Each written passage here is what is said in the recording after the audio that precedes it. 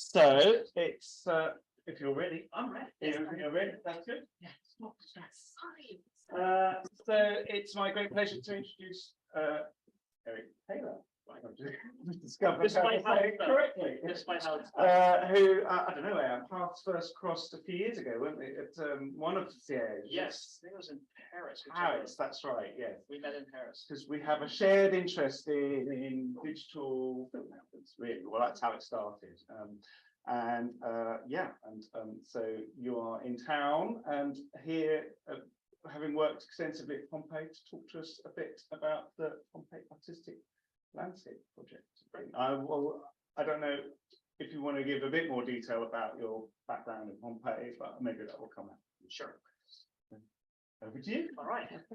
Thank you, James, and thank you everyone for coming out in this. You're turning away a beautiful day outside. Term is over, and you're coming indoors to listen to me. So I really have to deliver, I think, today. As James mentioned, I'm a professor of Roman archaeology in the classics department at UMass Amherst. Most of the time I work on Pompeian things around urbanism and infrastructure. So my book is on called Traffic Systems of Pompeii, and it's how you can tell which way a cart was going down any particular street in the ancient city. I get the chance to work on a number of other sites at Isthmia in Roman Greece, and currently excavations in Sardinia at the site called Tharos. So there's my interests. But Pompeii is my deep and abiding love, and digital things are the great intersection to that. So today I'll be talking to you about the Pompeii Artistic Landscape Project. That I couldn't possibly be talking to you about it today without the support of the Getty Foundation, who have very generously given us a great deal of money to do this. And I even more couldn't be talking to you about it today without my collaborator and friend, Sebastian Heath, who's at the ISAW at New York University. So what we'll see today, let's see, those of you who do Zoom a lot will know that Control-Alt-Shift-H will hide your meeting things, but those of you who do Google Docs will learn that that is also the same code that will actually show you your version history. So if you're doing this and showing like a Google Doc, your version history will show up. So just know that in case you had written something, maybe a note to yourself in your Google Doc. But I also recently discovered a slide that I've just stuck in here. It's a slide that I made a long time ago, maybe 5-6 years ago, and it's appropriate today because we are in the Pompeii Artistic Landscape Project, which I'm henceforth just going to call PALP, okay, just for the ease of our ears. But there's going to be a lot of P-sounding acronyms, so I'll try to teach you some of those. I know, I'm sorry. She's already gesticulating the poorness of that choice. But because of where we are at near the end of our project, and because there is always new things going on in digital humanities, this slide reappeared to me to be an appropriate place to start. This green line kind of represents an idea of like my thoughts of like if digital humanities were on this kind of continuum, right? The things that we've done in the past, the kind of the distant future. This green line would be something like the present, like the things that we are able to do right now, the things we understand and know right now. That's where we kind of exist right now, just on this simple graph. This red line might be the things that we can imagine right now, the things that are just on the cusp of our understanding. And then the place between our present and that future we're trying to get to, we can maybe call the space of innovation. At the same time, we're dealing with yet another thing here, right, which is the pace of obsolescence. This is all the things that, so in 2010, I was taking iPads to Pompeii, and guess what? My iPad 1s are not very particularly useful for the field anymore, nor are they even very helpful for getting data from that period, which is luckily why I have it on hard drives. It's still not the best place to back it up. But this is chasing us from behind, right? So we have these dual pressures. We have this idea of trying to want to innovate, and this notion that we're being chased down by obsolescence, chased down on the work that we do, because it will eventually have to change. And so somewhere between 2019, when we started this project for the PALP project, and where we are today, a lot has changed. And a lot of our, not necessarily the technologies we want to employ, but a number of new tools and new exciting ideas have come to the fore. And so I feel kind of anxious about that, because we've been planning and working very hard over 4 years to build a particular model that when we were in 2019 at this green line, right, felt like we were looking at the red line. And now our where we are now in the green line feels much closer to this obsolescence point. And so there's a lot of opportunities, and I have large language models up here because ChatGPT is certainly taking up a lot of our mental space.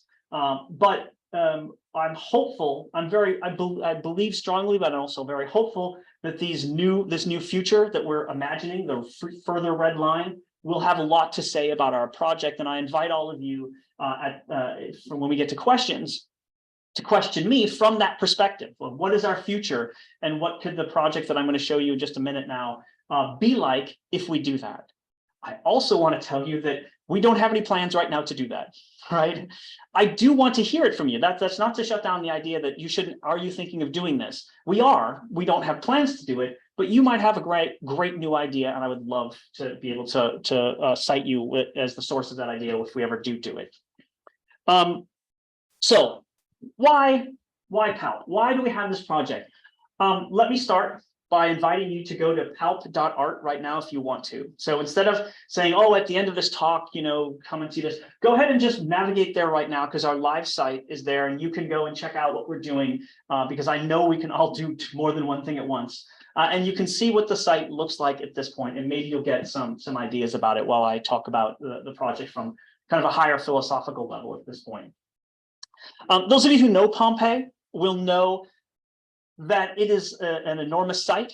Those of you who know it in more detail will also know that it has an enormous and long history of investigation and research. And those of you who have tried to use that material will know that there's a really great steep learning curve and issues of access to the many materials that Pompeii has to offer.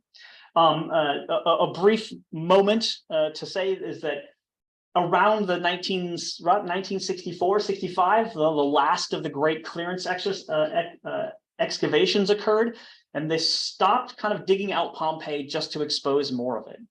So for the last kind of 3 academic generations or more, maybe 3 real academic, 3 generations, there has not been what had been forever, which is the lifeblood of new discoveries, that every day something that looked like this slide was coming out of the ground at Pompeii.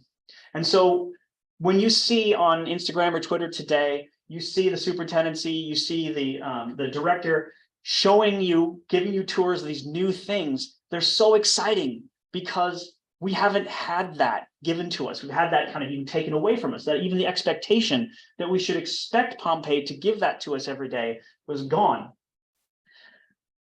But when they stopped, they decided to take stock. And so in the second half of the 20th century, scholars took on the process of making massive catalogs of the site, and particularly in the art historical world. So we have what you'll see is a number of catalogs that we're going to talk about.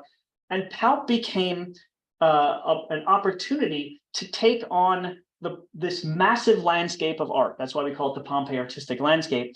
And so we had this set of data that were going to be, for the first time, not the first time available, but for the first time, we had the kind of digital realm in which we could capture that and begin the process of reimagining what that data could look like.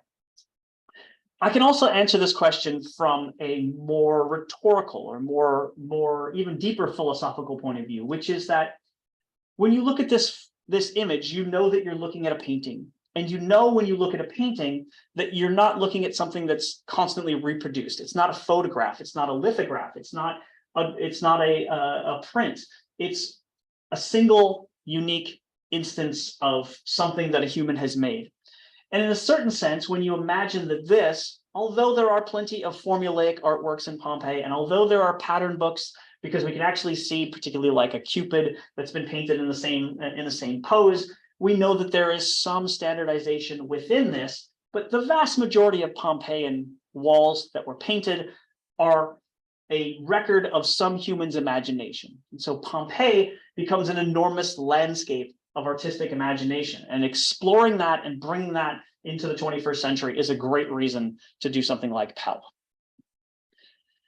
When we think about why we do PALP for scholars and maybe students and some of the public as well, we can take an example from our friends, a famous fresco here on the street of Via dell'Abbondanza in Pompeii, the fresco of the gods. And I've brought, as you can see, Mercury. I brought Mercury down here so we can see him in a little bit more detail. And if you're a scholar working on something quite common, which would be representations of figures or particularly deities in Pompeii, you would want to come and take a look at this image. But that's not that challenging. There's only, I think, 8 or 9 representations of Mercury.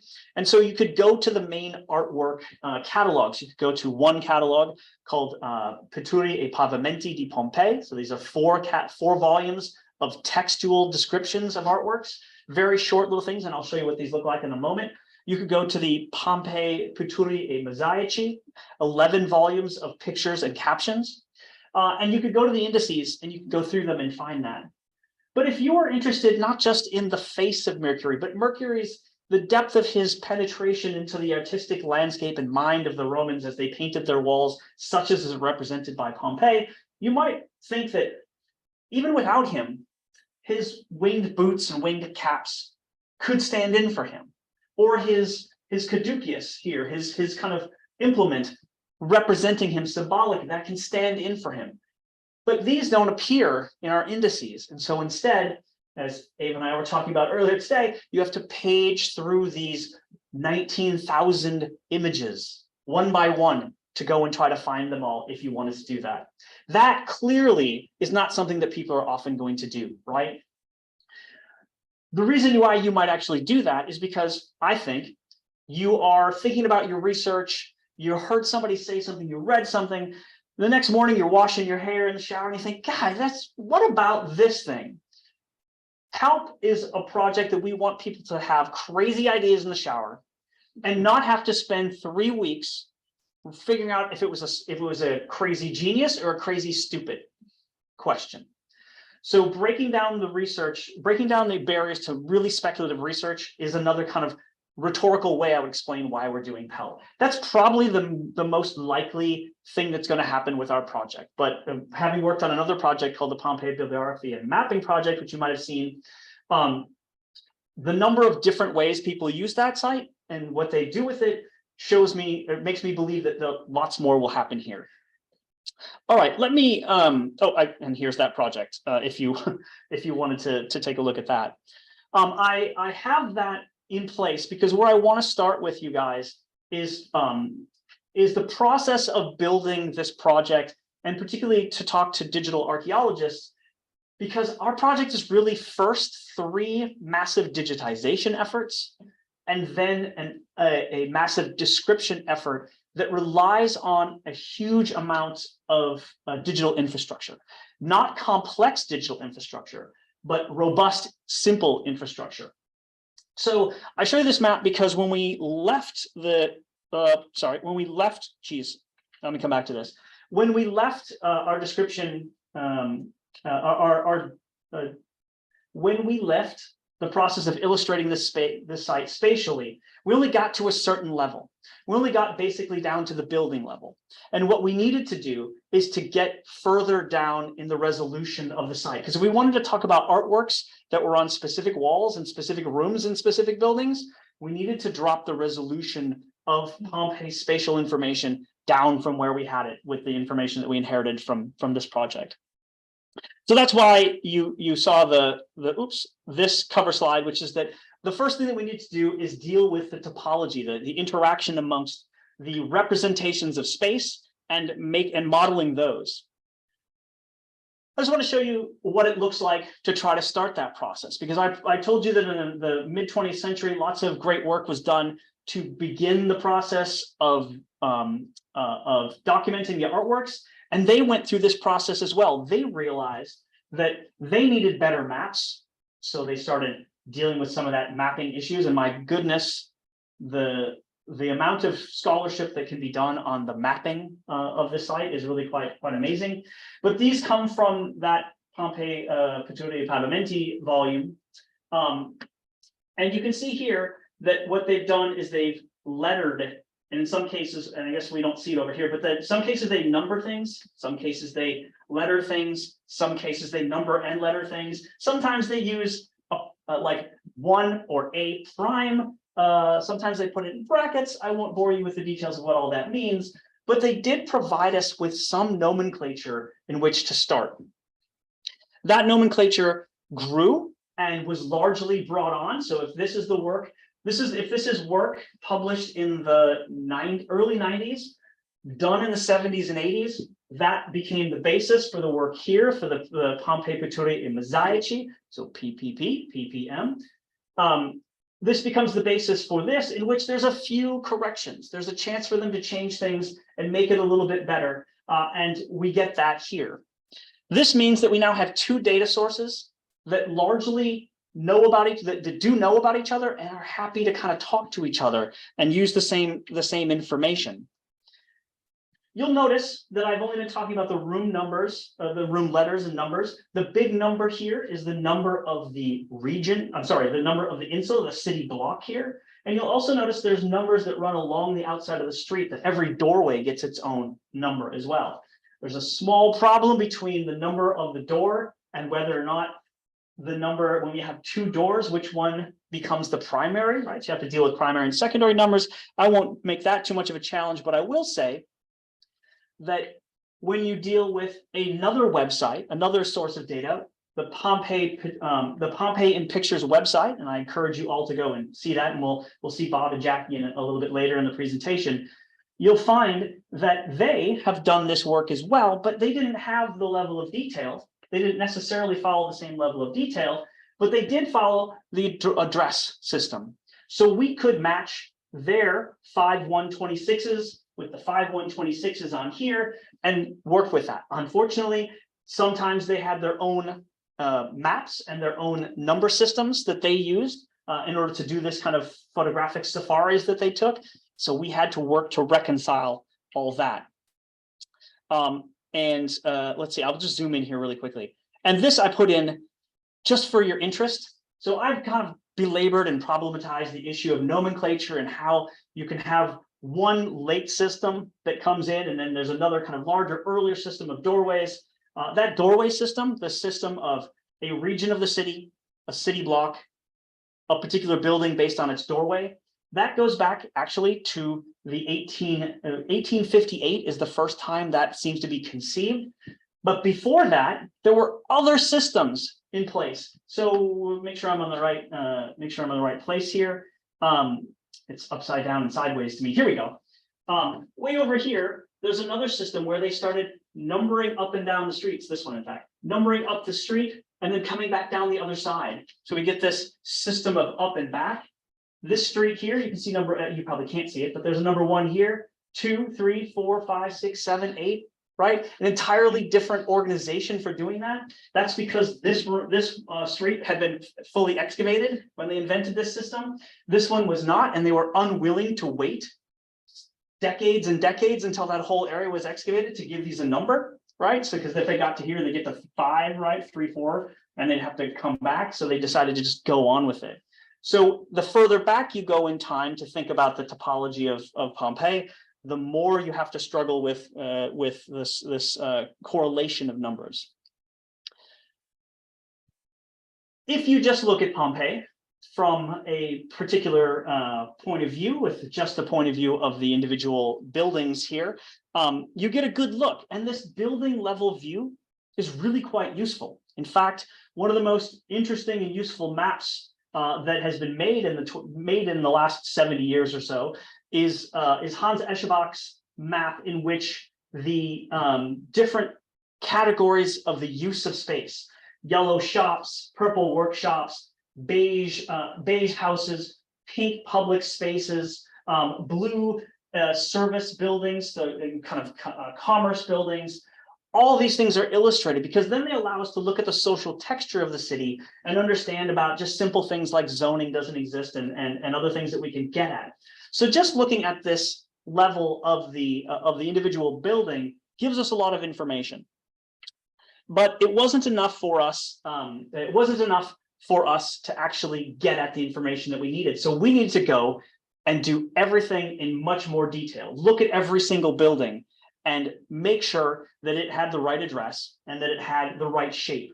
You're going to see faces and names on the side of this, on the side of my slides. And that's because, and I won't name every one of them at this time. This is Stephanie Taylor. This is Cinzia Presti. I name and show the faces because more than 100 people have worked on this project. And although I'm up here talking to you about it, it has been an enormously collaborative effort, and the effort portion is really comes forward. So I want to make sure I show the faces and list the names of the people without whom I wouldn't be talking to you about this project. We had to go and check all these buildings, make sure that they were in the right shape, but also check the rooms and make sure they had the right labels. With an audience like this, I put together a simple pie chart that shows what our relationship to error or ambiguity looked like. When we looked at the 3 different sets of information that we had available to us, this is what we looked at. Basically, the vast majority of things were the same, but when we just talk about the number of things that we had to make one change or another, or just document that there was an ambiguity between things, we had a huge percentage of error that we had to deal with at the kind of topological level, at the level of our information on the site.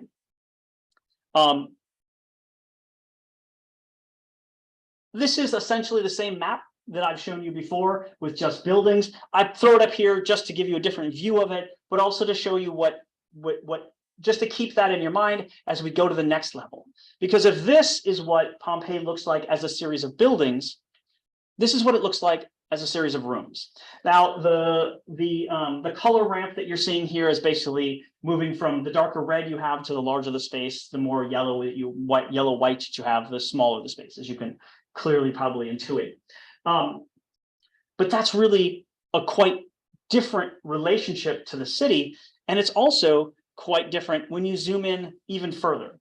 So the relationship that we had to go was from 1,100 or so buildings to drill down to create 10,000 plus rooms, which we then surrounded with 87,075 walls. Now, I can say we didn't have to draw all those. We had to draw all the rooms, but the walls themselves already had labels because some poor person in some point in the 80s and 90s had to draw all these things from aerial photographer. And whoever you are, I'm sorry and bless you at the same time, because you did provide us with the opportunity to have a single simple polyline that represented the face, the north face of a wall that is inside this particular building, inside this block, inside this region, inside of Pompeii. So our spatial hierarchy can go from the most minute spatial element that we have in the city. We could probably get smaller than that if you wanted to. And in fact, we will, because our representations are going to be talking about parts of the artistic representations that are on that wall. So we'll get smaller from there, but then you build all the way up to the site itself. Just to put this in here, what you'll see, I guess, oftentimes I don't tell people to go to the site first, so I have this in here, but you can see if you click on something like a Genius, our map that is the basis of that map will show up here, and individual rooms will show up and be outlined, such as the data exists now. I probably should have said a little bit earlier, but I'll say it now. There's probably 45% of all the walls that we're going to describe currently described. There's maybe another, so about 4,500 walls are now described. There'll probably be somewhere between 9,000 to 10,000 walls. And there's also a lag in our processing of them. So at any given time, you might get more or less data as we're in progress. But we thought it was important to share the possibilities of what the site is rather than the perfection of it. And there are many problems with our data at this point, and we're going to be working on that. All right. There's also these art historical data that I wanted to talk to you. And so I'm going to go a little bit faster through some of these things because it's not as necessary to come into great detail about them, but they're important to understand the project as a whole and then the digital aspects of it that might be more interesting to you, which is to just understand that those books that I've been talking about, these catalogs of data, they look like this on the covers. Okay, this is, you go to the library, you pull it off the shelf. That's what you're going to get. You open it up, and this is more now what the data look like. You get individual records with an individual ID number, a short description of where it's located, the type, a description, if there has a style of Roman painting, we'll get to that a little bit later, any bibliography, and then the key piece of information that you guys probably can't see, but down here at the bottom, there's a ID number for a negative, a photo negative that belongs to either the superintendency or one of the major schools in Rome in particular. So this is how this process actually came about. This is a cataloging of images about Pompeii, not necessarily about buildings or rooms or even artwork. So that's one of its kind of limitations as well. This then becomes the basis of doing something that's a little bit more about the spaces, a little bit more geographically organized, but also geographically interested set of information, the Pompeii Mosaici, in which you get black and white, largely black and white images. There's some color, but mostly black and white. And then you get somewhat more detailed information. There's also a handy little thing that connects these things, which is that same photo negative can also help tie these things together. We had to do the work of digitizing these things. So basically, we scanned them.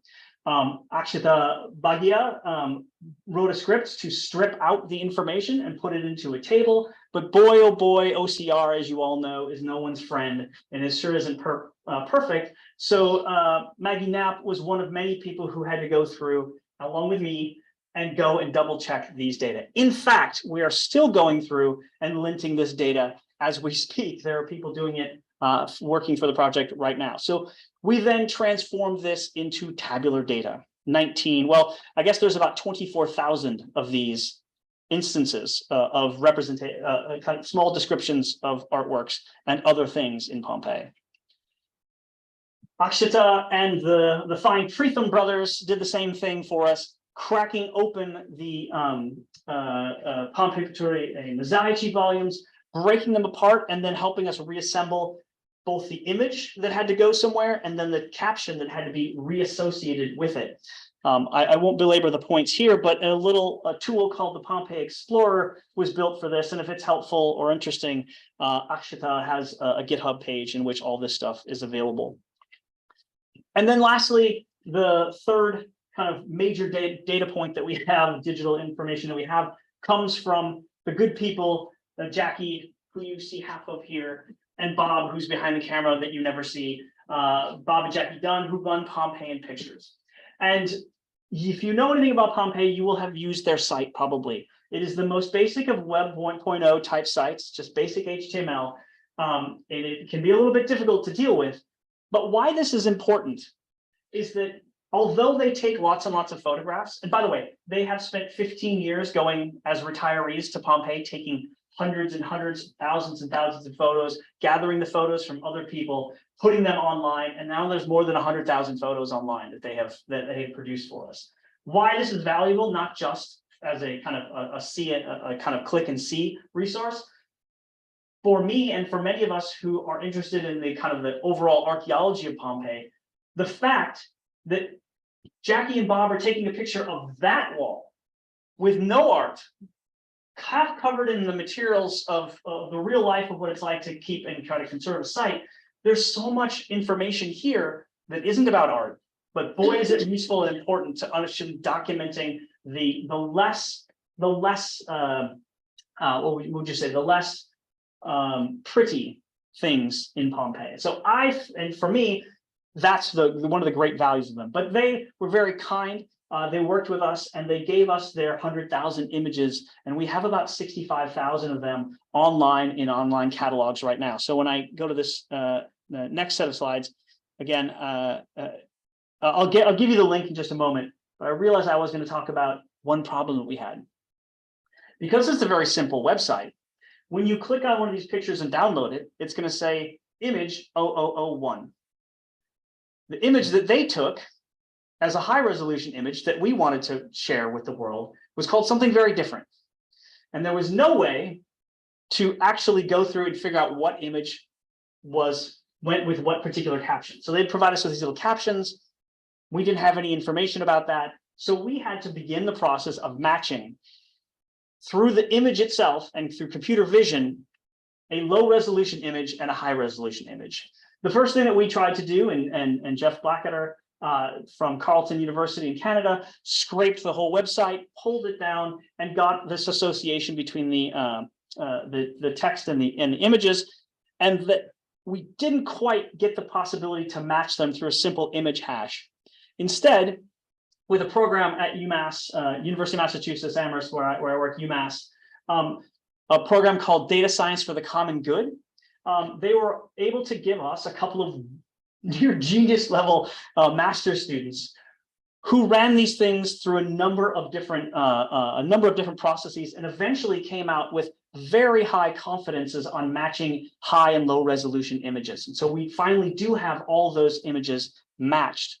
They were also able to do some things along the lines of trying to figure out what kinds of images were the best images. So one of the things that that were some concerns for sharing all the images is that some of them don't look great and they don't make Pompeii look awesome. So there are things that are overgrown. There are, that sometimes there's trash in places. Sometimes there are people in the wrong place or animals in the site, and those are less what we called suitable. So we actually trained a model to learn to identify images that were more likely to be unsuitable rather than suitable, and we used this set of information to be able to tell the difference between those on a likely basis. So if the superintendency says to us, we just don't like those photos, please don't put those online, we have the ability to segregate our data set should that be a necessary thing.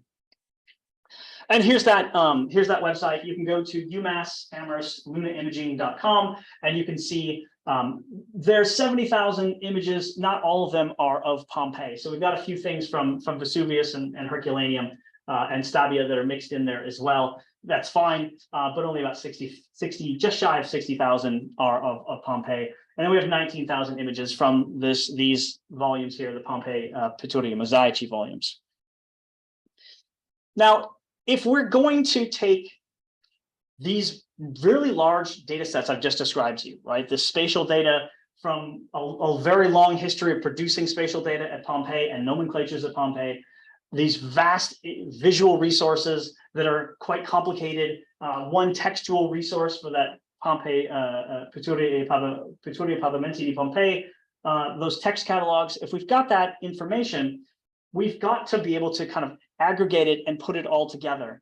And if we're going to use that to describe artworks, we're going to need something else, right? We're going to need a vocabulary. And so the other thing we have to do in terms of this art historical data is, and this is maybe less for this room than for rooms when I'm speaking to art historians as well. These are some of the books that we actually culled about 600 terms from. Now, it turns out you only need about 100 terms on a regular basis, and maybe closer to 50 or 60 terms on a really regular basis. But the great panoply of possible terms and terminologies that you might need to express the kinds of motifs and decorations that exist inside of Pompeii, you need to go and you need to read the books that we talk about here. You talk to the kind of the basic standard artworks. You need to get into the specifics of how individuals, and there's both from Roger Ling and an Italian source, how do they really get in the fine details of describing things as complex as the things you can see in these artworks here. We mined these for sources and created a standard vocabulary of these sources. Some of those standard vocabularies are matched and already described and largely co-optable, reusable from places like Wikidata and from the Getty Art Historical, the Art and Architecture Thesaurus that they have online.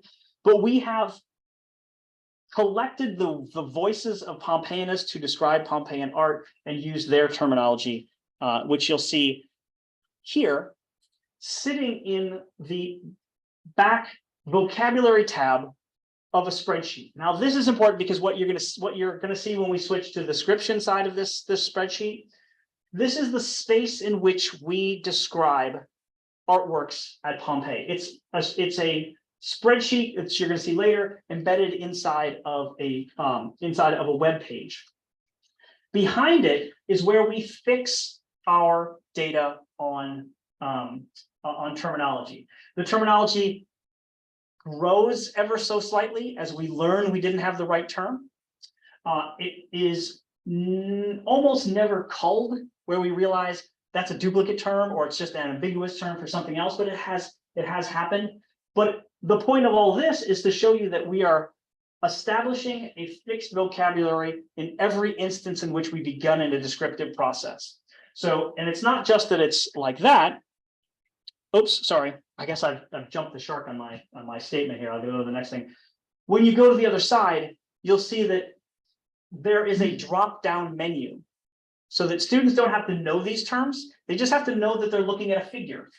And they can pull down the menu and say, I've been told that's Ajax. And so they can select Ajax on that and make that choice. So we'll come to that in a little bit of time here. Finally, the last thing I want to talk to this audience about in particular is our kind of infrastructure. And one person I will single out here is Alex Brennan. She's been with, she's moved on, but she was with our project basically at the beginning, has been hugely important because she has built with Twine and Gum and Intelligence and Python and PHP, a system and a web-based platform for us to do many types of very, very small tasks that then wildly aggregate into the kind of work that you're seeing on the website now. We first thought that document that I showed you with all those terms was going to be something that we're going to be able to give to students, and that they were going to also have access to all those digitized data that came from the first part of the presentation, PPP, PPM, Pompeian pictures. All those data were just going to be available to them, and they're going to have that over here, and then they're going to describe the artworks, and then great. But guess what? That's still too complex, even for me to really deal with. There's too much data over here to go and find the right description, find the right image, find the right caption. All that information is simply too hard. So if we had that in mind as our workspace, which we'll come to in a moment, we realized we had to go back a step, right? We had to, like in all the Star Wars movies, have a prequel. So we did work that set us up to do work. And the prequel work was about matching and marrying the images and the textual information we had with individual walls. So that looks like this. There are the very, very many people, and they're not all listed here, who are doing the prequel work, where we took a website where you simply put in a region, a city block, a building, and then a room, went to that individual room. And when you clicked that, you also went to the GIS map that we provided for you as the student employee, student worker. And you went to the room and found that all these walls are clickable, and you can get the code of that individual wall. And what we asked the student to do is to be served the kind of thumbnails of all the images that are tagged as belonging to that room, right? Because we had done that work before. What they then do is add the primary ID of that wall that's in the map and associate it with this here. This is the Pompeii Pitture Mosaici. Here is a version of it where we're showing off the picture, the Pompeian pictures. But what it does is it says this image is linked to the digital representation of this wall by means of this ID. And we now have about 42,000 walls that are linked together with about 58,000 images. So just from that process, we're able to create and make an association of really, really detailed information so that we haven't done this yet. But at some point, if you were on a map, that Pompeii Bibliography and Mapping Project map, you wouldn't just be able to click on a building and go directly through a hyperlink to Pompeian pictures. You'd be able to click on a particular room and have all the pictures appear, or a particular wall and have all those pictures appear. So that's a great thing because it then gives us a digital product that we can utilize and use outside of our main project. But for our main project, it meant that now when someone goes and tries to describe the artworks on that wall, these images, the images already know you're working on that wall, and they arrive for the person, and all the work to go and gather the data necessary to do the work, that's not necessary anymore. We've gathered it now for you. It's just right here, and you can use it. You'll see that in a second. To do that work is the thing we call the workspace. I know we're really, really imaginative about how we do these things, but it doesn't need much more than that. Very quickly, I'll show you the outline before I show you what it does, and I thought this was an appropriate outline. In the origins of this workspace, this is Alex describing and outlining and creating the architecture for what we're going to do. You pick, first you go to an address, you then pick a particular wall from a particular building. We're then going to give you the PPP information. We're then going to give you the associated visual information. You're going to carry that with you, and you're going to describe it, and then you're going to commit that to our database when you're done. Pretty straightforward process, right? It looks like this. So we're going to go to a building here in Pompeii.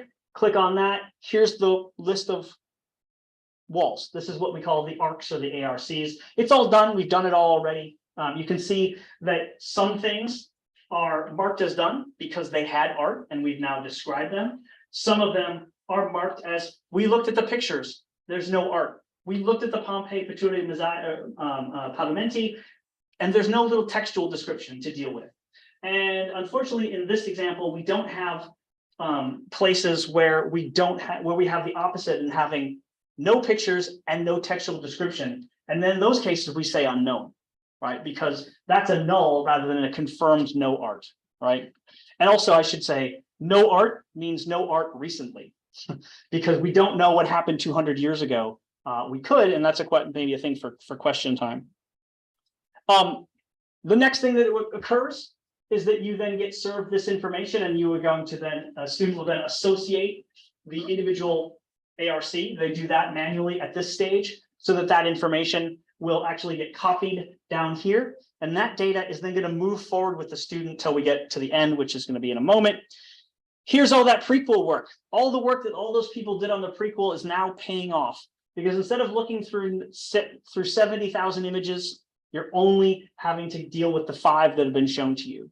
Now, maybe you were working on the prequel, and maybe you know that a younger you, an earlier version of you, worked on this first and didn't do a very good job, right? It was like, oh man, I remember more of that. We allow people to go back and access the prequel and double check the work that was done from before, because we're dealing with tens of thousands of examples of things, and human beings are fallible, they're tired, and they were living through a pandemic when this work was accomplished. Once those things are brought together, and this is where we get to kind of some of the payoff, they then go to this final tab at the top, the description sheet tab, and they're served our description instrument, kind of an awkward term that we call it, in which they are asked to choose all the pieces of a description. They'll click on the images to get individual new fresh tabs of each image, but the textual information from the captions of those things sit in expandable text boxes down here. Nicely, those text boxes are just copied data. So if you're dealing with lots of text, you can just, as you describe it, you can just delete it, and it doesn't do anything to the database, right? So it becomes just playable, usable text. I will single out Chloe Allendorf, who is one of the most remarkable student employees. When I say that, it's not just my opinion. I nominated her for a university-wide award, and she just won it.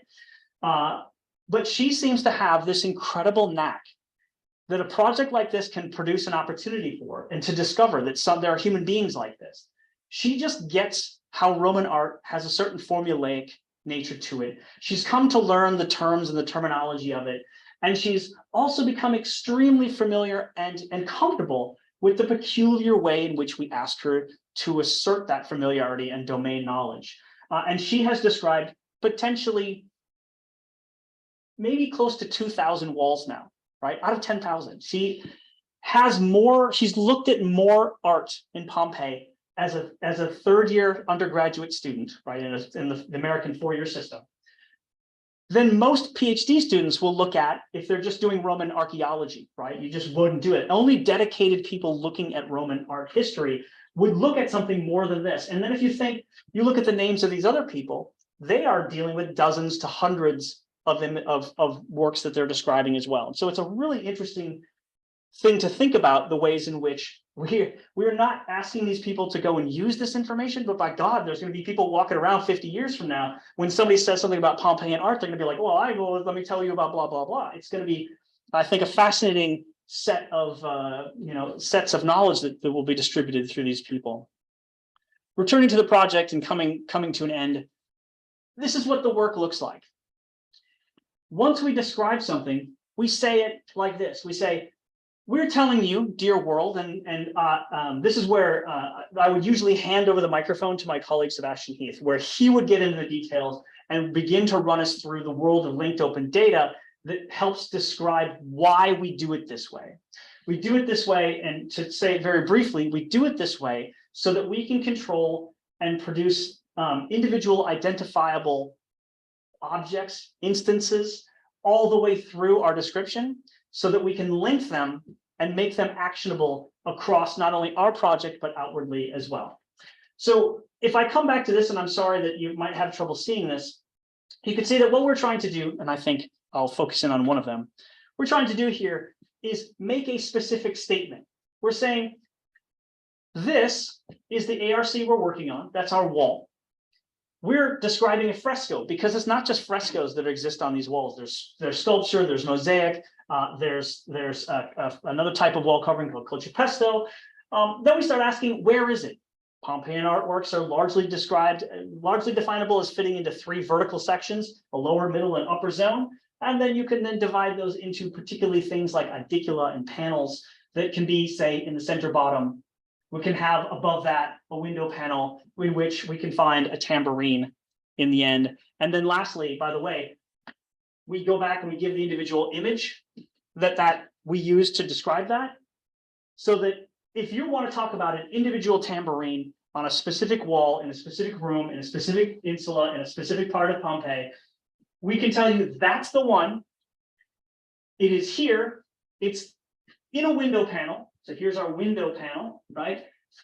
In the center, topmost, but that's also the top part of that window panel is inside an idiculum that is inside the middle zone and the center bottom of that middle zone. That's how detailed we're getting in this. And the reason for that, and I got to peek at my next slide just to see where we are here. Yeah, the reason for that is that what we'd love to be able to do is to ask the question, do we have enough data to look at this artwork, these artworks, all of these artworks from a new perspective? Though most of you probably won't know that there are 4 styles of Roman painting in Pompeii. Many of you will, but they basically go like this. They go, hey, 2nd century BCE, 120 or so, people in Pompeii are painting their walls to imitate marble. They want it to look like a fancy building. They don't have marble, but they're going to paint it like it is, and they're going to create the illusion of marble. Somebody comes along in the turn of the 1st century BCE and says, you know, it'd be better if you painted a column on there, but you painted it in front of that masonry, and you get the illusion of space at that point. That will be popular for 3 generations around the time of Augustus. That's going to break down. And the wall, as a wall, is going to come screaming back to us with lots of color and lots of kind of elemental and kind of ornamental architectures. Fantastical things will come back. And then eventually, before the destruction of Pompeii in the last few decades, they're going to bring space back, but particularly in the top and then in little window panels and things like that. This was a framework. This is a heuristic that was designed by August Mal and published in 1882. It's been one of the most durable frameworks for understanding an artistic or ancient set of data that has, that may be out there. But is it right?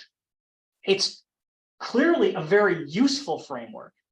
But is it the way that they thought? I don't know if we'll ever get there. But is it the only way that we can understand these artworks? And what we believe is that there are a wide array of possible ways to reorganize all this data so that we actually get to a much more robust set of possible ways to cut across that data, not just the metaphor of illusion, but what other kinds of metaphors can we apply to this?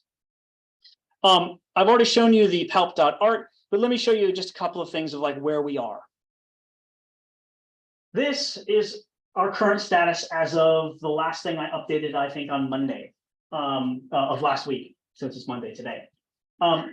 This is impenetrable in terms of color, so I won't try to make you peek through all that. But instead, I'll tell you that the yellow, these are the walls that we have not looked at all yet. These are the walls that have not had any determination, and there's about 6% of the walls inside the city we have yet to take a peek at. So that's where we are in terms of that. There's a lot of things outside the city, tombs and villas, external villas, that we're not going to get to in this kind of round of our work. This is the no's and the nulls. Red is a confirmed area where there does not currently exist artworks on the walls in Pompeii, and the darker grays are areas where we don't have data to say one way or another about them. Okay, no, and the nulls are particularly interesting because as we get more data, this will be a map of where to go and see if we really don't know anything about it. And the no's will be really interesting because when we get older data, we'll be able to go back and say, that's a good place to look to find out if there really wasn't any information there as well. But this is maybe the payoff point, which is this is the landscape of where art exists, or at least that we have currently stated it should be existing. Now, I phrase it that way because our light blue are where we've gone through and taken a look, and someone has said, I looked at the pictures, I looked at the PPP texts, there's art there. Someone needs to come along and describe it. So at this point, the light blue is where we still need to describe the art. The green is where students have described the art already, and it's sitting there and it's waiting for me, because the dark green are areas in which students or me have described the artworks and then I have personally reviewed it. I'm going to, and just parenthetically, there are places in which the map and the images do not align, and they clearly show that our spatial data are wrong, and certain areas need GIS work. And so that's what the orange are. Stepping back, I'm personally going to look at every single one of these walls and review them and read every one of those little lines of text and compare to every one of the pictures. And I'm going to do that because the more people who look at these things, the better the data will be. But more than anything, I don't want anyone to be like, well, you can't pay attention to PALP because undergraduates did it. As I talked to you about just a little bit ago, and why I belabored talking about Chloe, is that there are some really remarkable human beings who are doing this work. And people are going to look at the fact that they were somehow less than because of their status. I want to provide the status that I supposedly have to stand between me and them and make sure that this data can be respected, because they have done an amazing bit of work on that. One last thing, and a piece of information that's I think only been shown a couple of times. Those 4 art styles, first through 4th style, they've never been mapped before. They've never been mapped before because there's never been a map that had all the data that also could link to an individual wall, right? Because the data are about individual walls. So here you're seeing blue, which is our first style, not very common, right? Because it's old. Similarly, green is our 2nd style, 3rd style, and boy, does the earthquake provide a lot. There's an earthquake that happens in 62, 63 CE. That provides a lot of opportunity for rebuilding, right? And you can see all the red in which the 4th style, which is the latest and not even very old, maybe 3 decades old at the time of the eruption, is being applied across the width of the city. This is this is one of those maps that's kind of a big data map, right? Where you should trust the pattern, but not the individual things, because we've not yet finished linting the data that shows us what style something is. But this is a map that doesn't really exist in publications anywhere. And so this is one of those products that allows us to really begin to reconsider what it means. Like, for example, this is a house, as you can see by all those colors, that's a house where someone lives with walls that are 200 years old and maybe months old, or not even complete. what is the decorative choices going on inside that house that leads to that kind of result, right? That's a really kind of interesting kind of question. Now we know that because people have worked on individual houses, but looking more widely across this landscape will provide a lot more kinds of clues and interests. And we may never supersede Mao, but this might give us an opportunity to at least provide alternatives to the ways in which we currently understand artworks at Pompeii. Thank you very much for your time and interest. Thanks to these institutions again for making this work possible.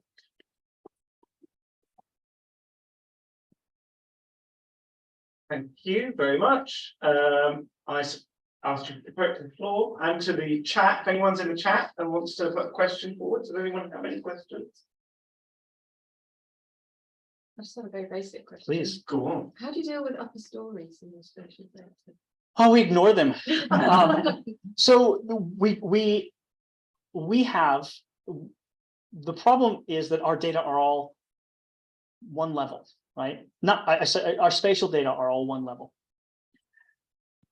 Those those levels are kind of all cut through at ground level, right? But there are a few upper stories and there are a few lower stories in Pompeii. Most of the lower stories don't have art because they're kind of basements, but there are a couple of them in which we need to deal with this. And then there's a few upper stories as well. The upper story is actually harder often because you need to make a distinction because that's a different room, right? It may be the same physical wall that goes up. And so you can kind of almost reuse the number, but you need to make a distinction because the artwork can be quite a bit different. So we're working to do that.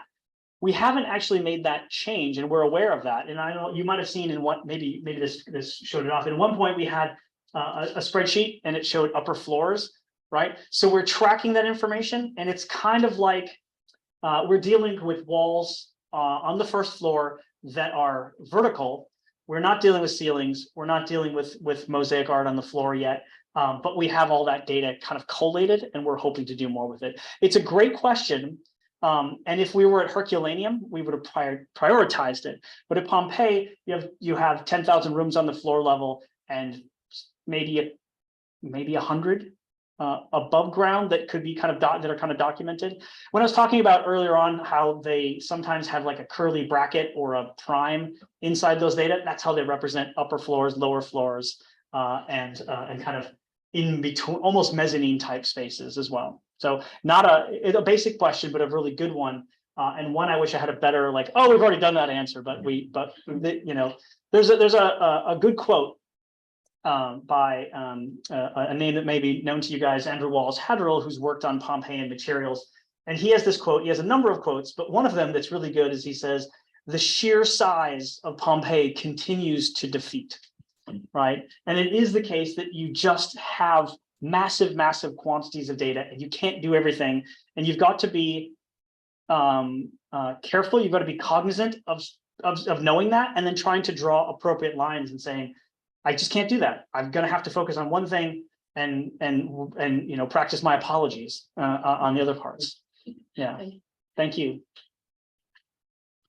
I think building off of that, first of all, I want to thank you for this, but also sort of vent my frustration listening. A bit of background. I did my PhD on Pompeii, an art historical one on research of Egypt and Egyptian material culture and images in Pompeii. And my daily existence then was finding out how many ducks were in what kind of places.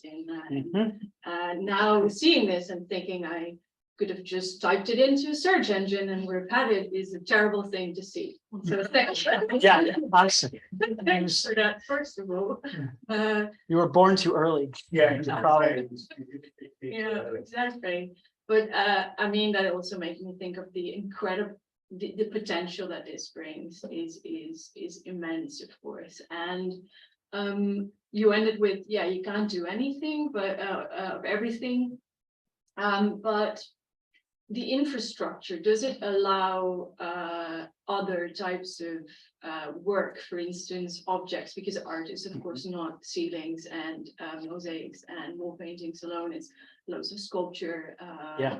It's of course other types of images on material culture. And I'm not asking you like do that, but in what way would your infrastructure that you build now has that future potential? Yeah, it's a great question. Thank you very much for it. And I'm sorry that that I wasn't. I'm sorry that I wasn't born earlier. People in the room every time you. No, no, that you. it, I take it as a perverse compliment in the sense that we're building something that can produce like retrospective envy, right? That Yeah, that's the emotion. Yeah. that it seems so useful that people who have suffered under the current regime of information design wish it had been different. And so I take it as a compliment, though not wishing to smile through your pain either.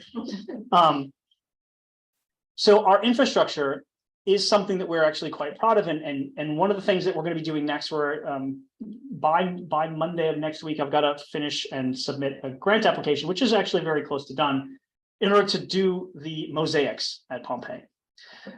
They're considerably fewer overall, and floor decorations are considerably fewer, not just because they've been undervalued at Pompeii, but one of the reasons we're confident we can do that is that we already have most of the images already in our data set.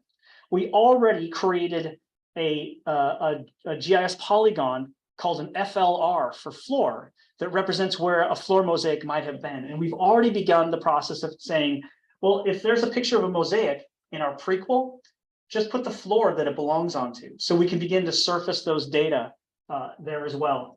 Same thing with the textual images. So we have the data set already being shaped for that purpose. Where that becomes different, where we need to invest time, energy, and intelligence is in reworking our descriptive instrument, that spreadsheet, right? Because that's set up for the formulaic ways in which art is projected onto a wall, like, or at least fresco arts are largely projected onto a wall, into zones, into parts, into panels, into idicula and things like that. And they're very kind of linearly described. Floor art is considerably more concentrically organized. It has a much wider range of information that's geometric and kind of its range of motifs are not necessarily, they're different, not necessarily smaller. So what we've got to do is go into, there's a book by Christine Balmel, who's written on basically every single motif that's been found on a mosaic up through 1985 throughout the Roman world has been described inside this amazing, enormous catalog. So we've begun the process of trying to transform that catalog into these things. So our infrastructure is great. In fact, I often think I would love to go and say, hey, do you work on the terrace houses at Ephesus, where you've got those wall paintings? They would be perfect to describe inside this system. You could then publish that information online, and we could have a synergy in which you find the same kinds of motifs, and probably stepping towards where Holly's going to ask about this, stepping towards the opportunity to say, I'm interested in Caduceus. I'm interested in the Caduceus. Show me all of them in Pompeii. By the way, do you know there's some at Ephesus? Do you know that there's some over here as well? And those more, it's maybe too, it hides some work to say that it's passive, but from the user's perspective, there's a more passive way to get that information brought to you and surfaced for you if we do it in this linked open data. So the answer, the shorter version of your answer is yes, we hope to do that. Sculpture is very, very hard, right? Because trying to do that in a formulaic way, I don't know. I tend to believe it's possible because human beings create categories, they have terminologies, and they try to express them so that they can communicate their ideas. Could we model that inside of a spreadsheet? Right? And that's also one of the really most interesting things about what our project does is it says, let's take a domain of knowledge and model it, and then try to express it through a spreadsheet with undergraduates. That's kind of fun and cool thing, but that's going to be a much harder thing to do.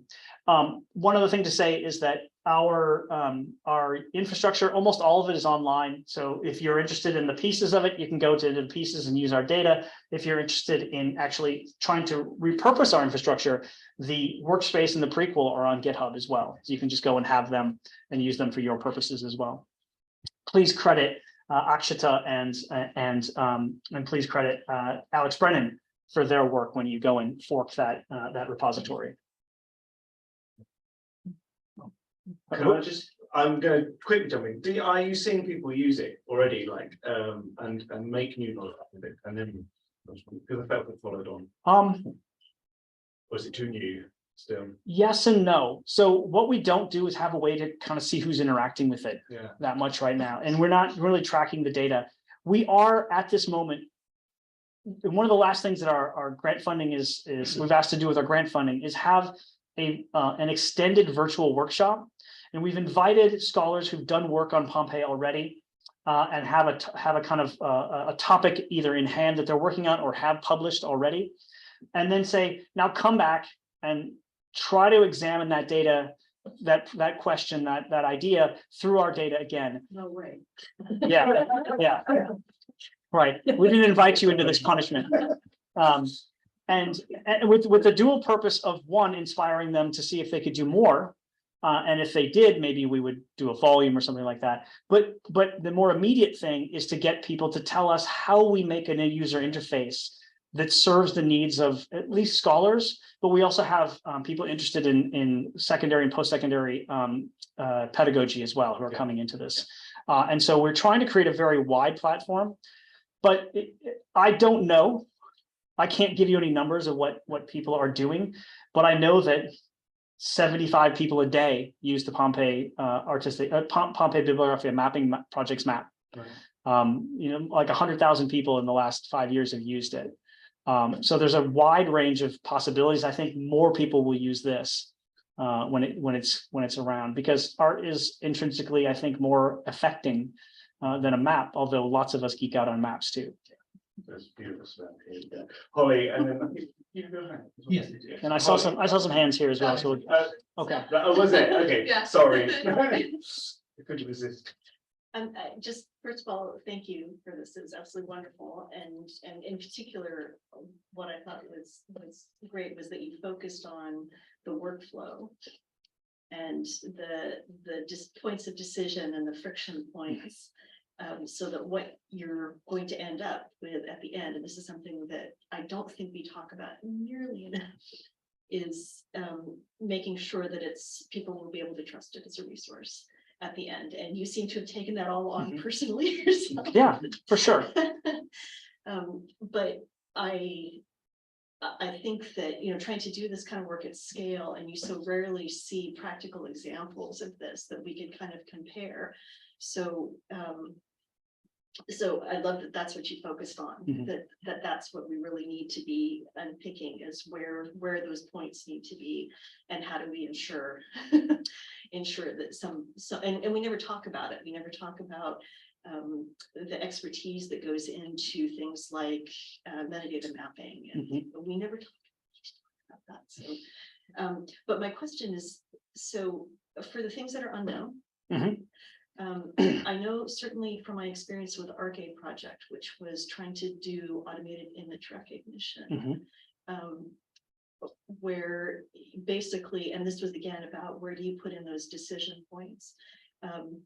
Essentially, we were using what we were doing shape-based, which could be useful for sculpture, but image-based recognition for Majolica Montelupo. That was the case study that we used. And what it would do is the algorithm would return, okay, so this example you have, I think this is, in your example, Mercury, based on the wings. I found all of these things, and with these different percentages of confidence, I think this is Mercury. Is that something that you have? But then it would present you with those decisions, and then a human being has to say, yes, I agree, or I disagree with what the algorithm has returned, and here are some comparative images for me to look at to make sure that I am happy with the decision that the human have made. Right. Is that something that you've thought about potentially for the things that are unknown? Yeah. So there's three things to say in response to that.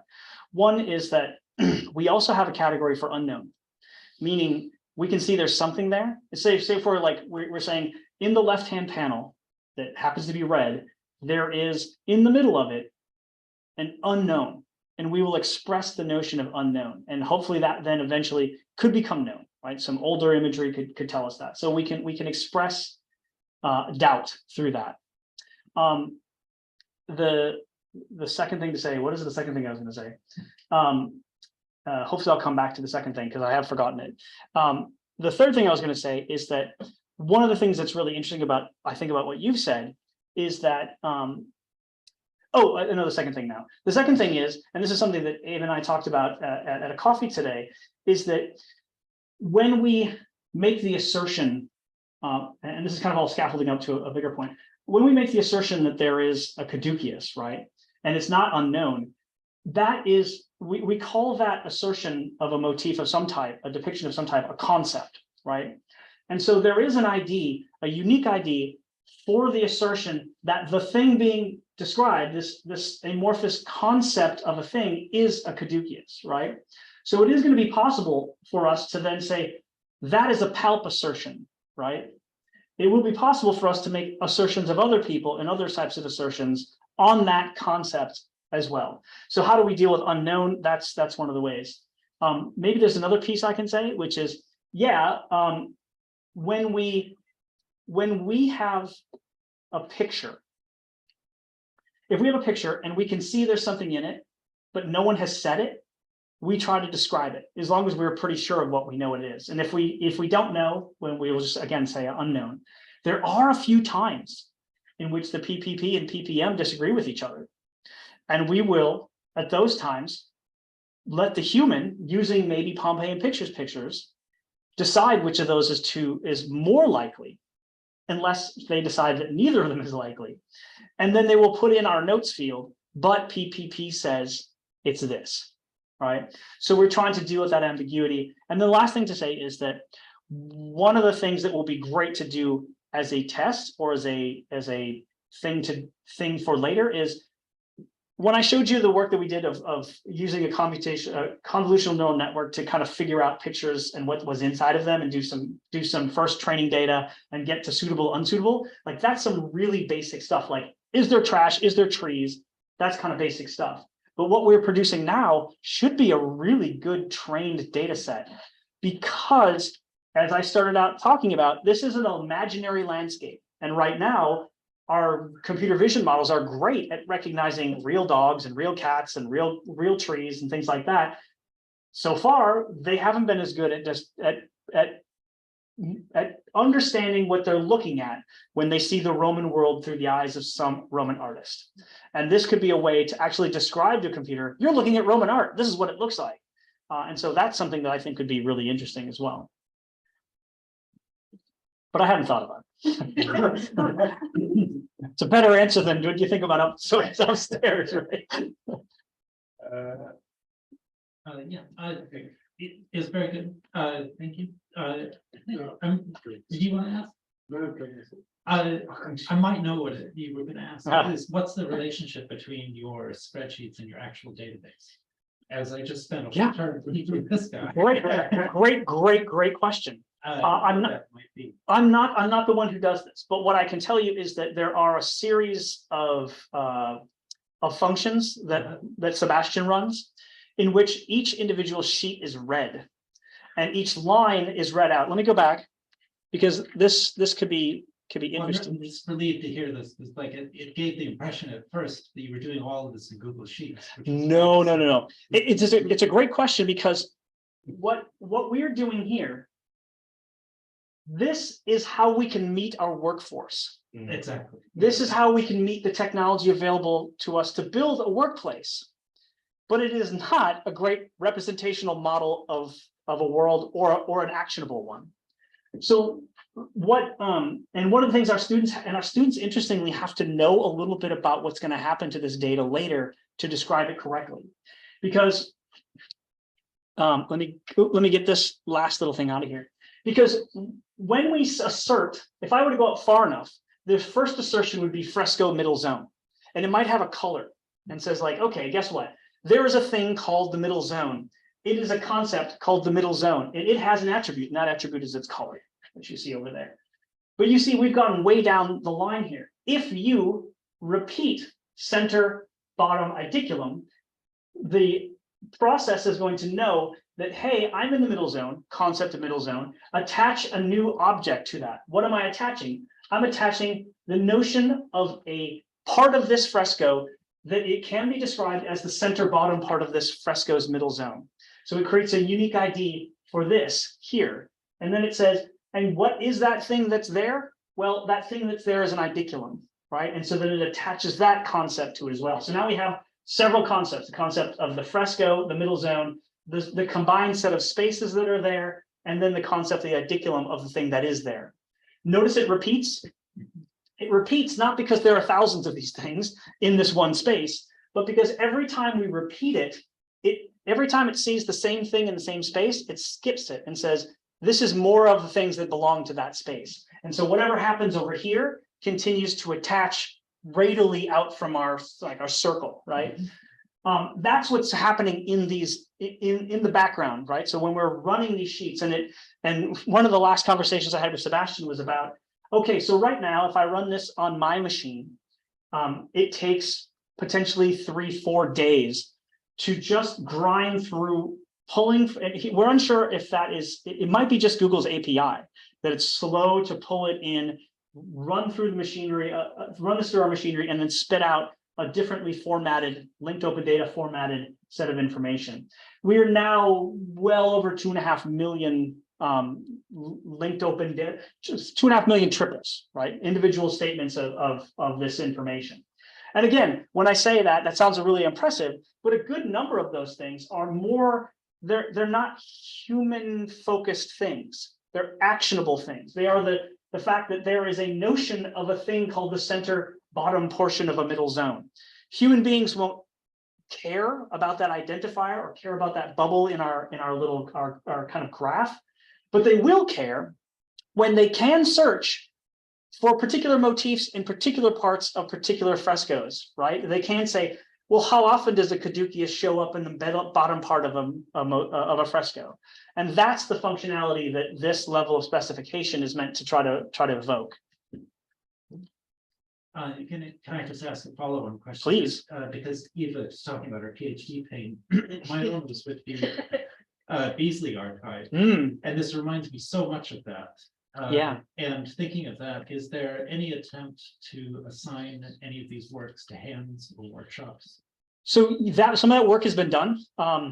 Lawrence Richardson published a book on hands in these paintings, and for sure. And it's interesting you say that. So one of my PhD examiners was Tyler Joe Smith who's at UVA now, but also did a bunch of things with Borderland and the Beasley archive. And her notion of how powerful this kind of work could be kind of inspired me in certain ways to this. Whether or not the individual hand is the explanatory or the interpretive regime through which to do these things, I'm not sure, because current scholarship tends to kind of pull back an order of magnitude and talk about workshops rather than hands in a certain way. But the notion of like looking at ears, right, or looking at hands, or looking at, like, when I say hands, like, yeah. you know, what's that? Now they can finally do hands, infinite journey, or what's the what would all be making all these 5-8 fingered hands or whatever. Anyway, neither here nor there. It's for your nightmares. But yes, I think that's an avenue of research that we can make available to people. Another opportunity that we're going to be taking up is to apply for the opportunity to write a manuscript about this, because after 4 years of looking at the data, Sebastian and I have a lot of like, well, what about? Well, maybe we could. And it's not that we want to define this stuff. It's that if we have spent this much time doing this, not that other people can't, but boy, howdy, we have a 4-year jump on understanding this, the potentials of this. And I really, really enjoy it. And I did not think I was going to work on a Roman painting, but this is really the hardest, worst way to go about becoming a Roman fresco specialist. Did you have a Yes. follow-on question? Yes. Go on then. Just briefly, I thought it was interesting the undergraduate gained a lot of knowledge by looking through thousands of different paintings and describing them. I was wondering what your thoughts were on how being able to input specific queries like this, being able to look for all the ducks immediately, how that might detract from a sense of exploring and limit Good question. an understanding of Roman art itself. Good question. I think that easy kind of like take a swat back at that. I think that maybe I'll call it lazy because I don't want to throw myself behind it. Would be the fact that we've now made perusing the site from your computer much easier, right? In the sense, there are many more tours that you could take of the city, and it makes that easier. You put your finger on the idea of the digital library versus the physical library, right? The desire to produce and to enjoy the serendipitous relationship that one has to scholarship. And just perusing the stacks, you come on to something new, right? And I think that's something that looking at this, we can ask, how do we make that happen? This is one of the reasons why we made sure to invite people doing the pedagogy of the ancient world, because it is easy to, I think the easy answer is, well, let's have people look at all the ducks, right? And you've already looked at all the ducks, so that's done. But we can have people look at. So I think it's going to be easy to produce those kinds of notions and to then ask people to go and do them. Maybe if we go way back to the beginning of this presentation and we look at the anxiety that ChatGPT produces on us, and we think, oh my God, it's going to eat our basic intellectual lunch. One of the things we realize is that the counter argument is that we have to learn how to be better prompt writers, right? And so hopefully we will learn how to give this kind of data to people, and they and we, teachers and students, will be better at interrogating that data. And that is, maybe that's the furthest red line, right? That's the thing beyond our current vision of what to do. And if we've got all these people doing ChatGPT right now, and they're all out there learning how to do prompts, then maybe that kind of like ecological diversity of approach will actually produce some kind of standards and some information. And maybe lots and lots of people using PALP will come to the same kinds of, hey, you got to use a site like this because that really is already, the infrastructure affords that best of all things. So it's a great question. It's a very good question. Any more? No one on chat. I've been monitoring it. I assume you can hear us on the chat. I'm not sure which mic they're doing, but everyone's on very quiet. Well, it just remains to say thank you once again. Thank you. I think some of us are going to take this. Yeah. All our further questions, but definitely. Take me with you. Yeah. You could just go on our own, but I think we were planning to take you with us to Eagle and Child. Anyone wants to join us there? Lamb and Lion, beautiful day to sit out. We could go to the Lamb and Lion. Yes. It's not called that. It's called the Suffolk Badger now, isn't it? Yeah. Okay. We can do that. Yeah. Okay. You heard it here first. We'll go to the. Well, we can always adjourn somewhere else later. Fat Badger. I know it now. Yeah. I've seen it. They do food there. As long as it's has vegetables.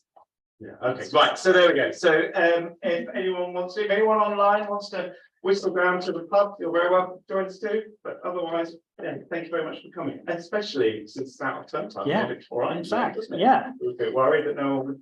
Of course they would come.